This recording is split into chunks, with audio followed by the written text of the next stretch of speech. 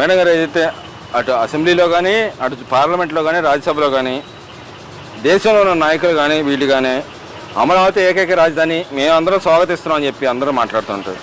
YCP నాయకులు మేము అసలు దాన్ని స్వాగతించట్లేదు, ఈ బిల్లే మేము వ్యతిరేకిస్తున్నాం, వాకౌట్ చేసిన పరిస్థితి. అంటే వీళ్ళు ఏ దేశంలో ఏ రాష్ట్రంలో ఏ ప్రజల పక్షాన ఉన్నారంటారు? నిజంగా జగన్మోహన్ రెడ్డి గారు ఒక మాట మాట్లాడుతున్నారు, రాష్ట్రంలో ఎక్కడ రాజధాని లేవు, రాష్ట్రానికి ఏ రాజధాని రాష్ట్రాలకు లేవు, ఓన్లీ కేంద్రంలో ఉన్న ఢిల్లీకి ఒక్కదానికే రాజధాని ఢిల్లీయే, ఇంకెక్కడా లేవని మాట్లాడుతున్నారు. అసలు ఏ రకంగా చూడొచ్చు వాళ్ళ పందాన్ని మనం ఆలోచించవచ్చు అంటారు ఇక్కడ అంటారండి. మాకు కూడా మేము కూడా ఆ జగనే ఒక పెద్ద పిచ్చోడు అంటే మేము అంతకన్నా పిచ్చోళ్ళని చేస్తున్నాడు జనాలను కూడా. మరి మొన్నటిదాకా నువ్వు చెప్పింది ఏంటయ్యా, రాష్ట్రానికి 3 రాజధానులు తెచ్చేస్తున్నాను అని చెప్పేసి 2014లో అమరావతి అని చెప్పారు కేంద్రం. అమరావతి అంటే బస్ వేసుకుని చంద్రబాబు నాయుడు గారు పరిపాలన చేశాడు, అవన్నీ కట్టాడు, అసెంబ్లీలు కోర్టులు అన్నీ. తర్వాత నువ్వు వచ్చావు 2019లో వచ్చి నువ్వేం చేసావయ్యా, 3 రాజధానులు అన్నావు, ఏ రాజధాని లేదు. ఇప్పుడు అసలు రాజధాని అవసరం లేదంటున్నావు. అసలు నువ్వు అసలు ఎక్కడ పుట్టావో, ఏ దేశం నుంచి ఇక్కడికి ఎలా పడ్డావో మాకు అర్థం కావట్లేదు. మరి పిచ్చివాళ్ళని కావాలా మంచి వాళ్ళని కావాలా, జనాలని అయితే పిచ్చివాళ్ళని చేస్తున్నారో అర్థం కావట్లేదండి. నువ్వు పార్లమెంట్లో అన్ని పార్టీలు ఉన్నాయి, 41 ఉంటే 40 ఎస్ చెప్పని అమరావతికి ఓకే అన్నారు. నువ్వు ఒక్కడవే అంటే ఆంధ్ర ద్రోహివి అనేసి నీకు అర్థమైపోయింది. మాకు ఎప్పుడో అర్థమైపోయింది. ఇప్పుడు ఇంకా ప్రపంచం మొత్తం కూడా చూశారు మీరు చేసిన దానికి. మీరు బయటకు వెళ్ళిపోయారు, అకౌంట్ చేశారు అంటే మీకు ఇష్టం లేకే కదా. అసలు ఆ పేరు పలకటానికి కూడా మీకు ఇష్టం లేదు.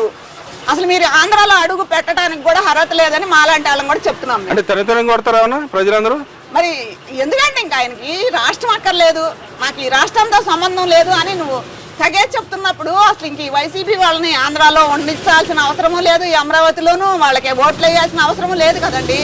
ఇప్పుడు ఎమ్మెల్యేలు ఎంపీలని గెలిపించుకుని కూర్చోబెట్టాము, ఉపయోగం ఏంటండి? ఎందుకు వేసాము వాళ్ళకి మేము? అసలు ఇంక ఇప్పుడు ఎమ్మెల్యే ఎందుకు రాజీనామా చేసేయండి మీరు అందరూ బయటకు వచ్చేసి. అంటే మీరు డిమాండ్ చేస్తున్నారా? మేము డిమాండ్ చేస్తున్నాం. మరి నువ్వు అసలు రాజధానే వద్దని చెప్తున్నావు, నువ్వు అసలు ఎక్కడి నుంచి వచ్చావు? గాల్లో నుంచి పుట్టుకొచ్చావా? మొన్నటిదాకా మీ నాన్నళ్ళు ఎక్కడున్నారు, మీరందరూ ఎక్కడున్నారు, ఫ్యామిలీ ఎక్కడుంది, నువ్వు ఎక్కడ ఉంటున్నావు, ఎక్కడ ఇల్లు కట్టుకున్నావు? అమరావతిలో కట్టుకున్నావు. నేను అమరావతిలో కట్టుకున్నా, నాకు ఓటేయండి అని ఏడ్చావు ఆ రోజు రోడ్లు అమ్మడిపడి. ఈ రోజు నువ్వు మాట్లాడే మాట ఏంటి? అంటే మనిషివేనా? ఆయన ఏమన్నా నేను అమరావతి అది ఓకే, కానీ అక్కడ చేస్తున్న అన్యాయ అక్రమాలు దోచుకుంటున్నారు కాబట్టి నేను దాన్ని వ్యతిరేకిస్తున్నాను, ఇన్ని లక్షల కోట్లు ఖర్చు పెట్టకూడదని మాట్లాడుతూ ఉన్నాడు. నిజంగానే చంద్రబాబు నాయుడు గారు అంత దోచుకుంటున్నారా? అలా అన్యాయాన్ని కట్టబెట్టారు. దోచుకోవడం దాచుకోవడం జగన్ గారి జన్మ హక్కు, వాళ్ళ ఫ్యామిలీ జన్మ హక్కు అది. వాళ్ళు వాళ్ళ మొత్తం పార్టీ మొత్తం దాచుకున్నారు, ఆంధ్రాని దివాళు తీసి నాశనం చేసి వెళ్ళారు. కనీసం ఇప్పుడైనా సరే ఆ పెద్ద ఆయన ఏదో బాగు చేస్తున్నాడు, ఒక మనకి అమరావతికి లోటు లేకుండా మనకి బిల్లు పెట్టారే, తెచ్చుకుంటున్నాం, దాన్ని పాస్ చేసుకుందామే. రేపు నువ్వు గెలిచినాకైనా నువ్వు కూడా అందులోనే కదా పరిపాలన చేయాల్సిన వాడివి. నేను గెలుస్తా 2029లో రఫరాఫలు ఆడిస్తాను అంటున్నావు కదా. అసలు రాజధాని లేకుండా నువ్వేంటి రఫరాఫలు ఆడిచ్చేది?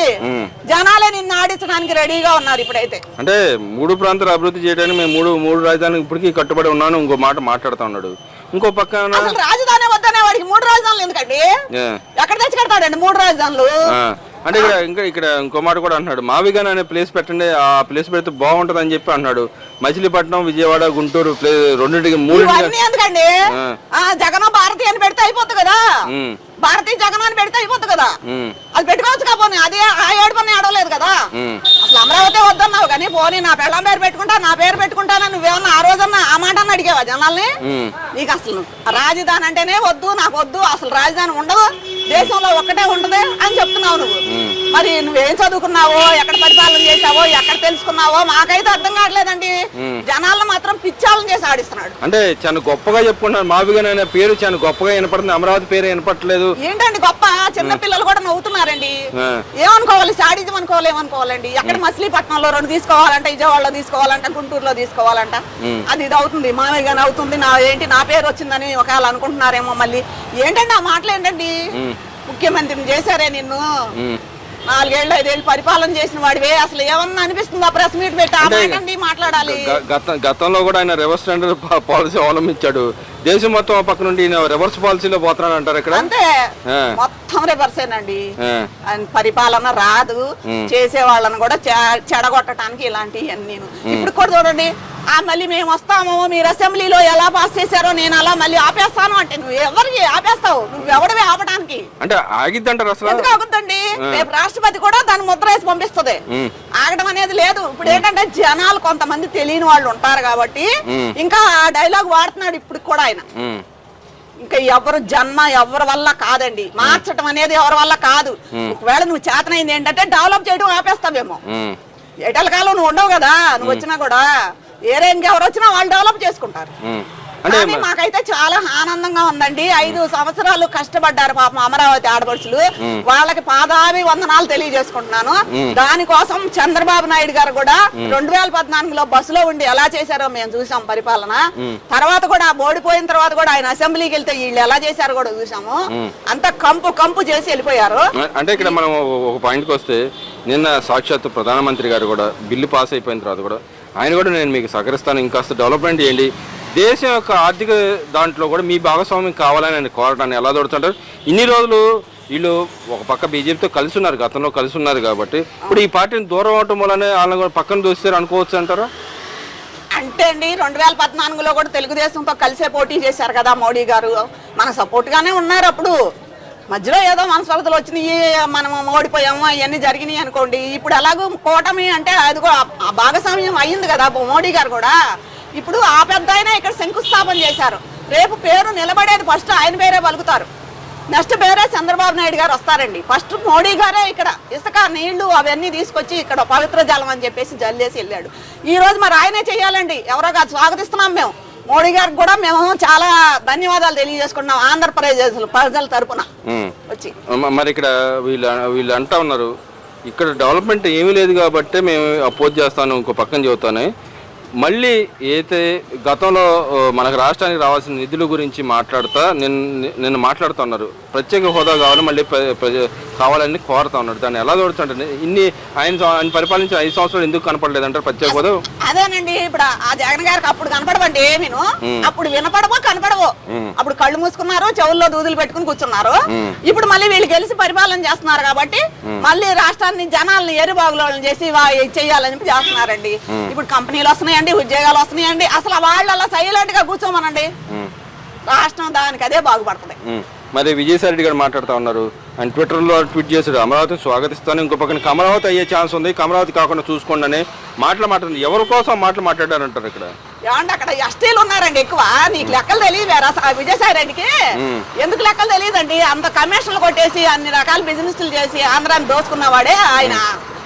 అలా అంటే ఆయన ఆ మాట మాట్లాడుతున్నాడే సిగ్గు లేకుండా. అంత వయసు వచ్చింది, ఇవాళ రేపో పోయే వయసులో ఉన్నామే. ఇప్పటికైనా ఆంధ్ర బాగుపడాలని కోరుకోవాలి కానీ చెత్త మాటలు ఏంటండి, చెత్తవాగుడు ఏంటండి?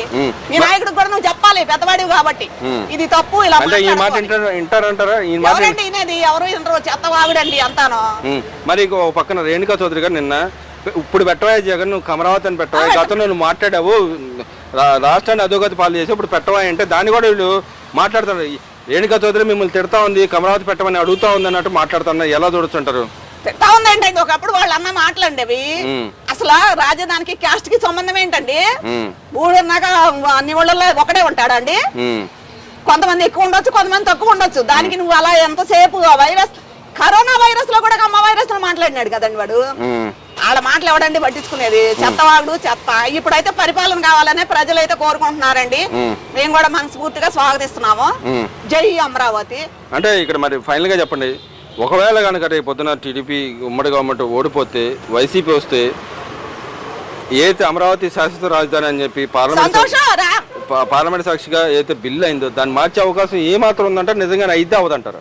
అసలు మార్చే ప్రసక్తే లేదు, ఎవడి వల్ల కాదు. మళ్ళీ ఎవరన్నా మోడీ గారు కాకుండా ఇంకో ప్రధానమంత్రి ఎవరన్నా అవనండి, ఏదన్నా అవనండి, రాజ్యాంగాన్ని ఎలా తిరగరాస్తారండి? రాష్ట్రపతి ముద్ర పడింది అనేది అసలు మార్చడానికి అనేది లేదండి. అంటే గతంలో కూడా కొన్ని అయినాయి కదా, మేము మార్చుకుంటూ వచ్చాము, ఇప్పుడు ఇది కూడా అవుతుంది అని చెప్పి లేదండి. రాజధానులు మాత్రం మారవండి, ఇవన్నీ వట్టి మాటలండి. ఏదో అలా చెప్పి నేను మళ్ళీ చేస్తా, నేను అది చేస్తా, ఇది చేస్తానని జనాల్ని ఇంకా బుట్టలో వేసుకోవడానికి వీళ్ళు ఆడే నాటకాలు. దొంగలకి దొంగ నాటకాలు ఆడతాం, దొంగ మాటలు మాట్లాడతామే వస్తాయండి. ఇన్నాళ్ళ నుంచి దోసుకుంది దాచుకుంది చాలు నాయన, మీరు ప్రశాంతంగా ఉండండి, జనాలు ప్రశాంతంగా ఉన్నాయండి.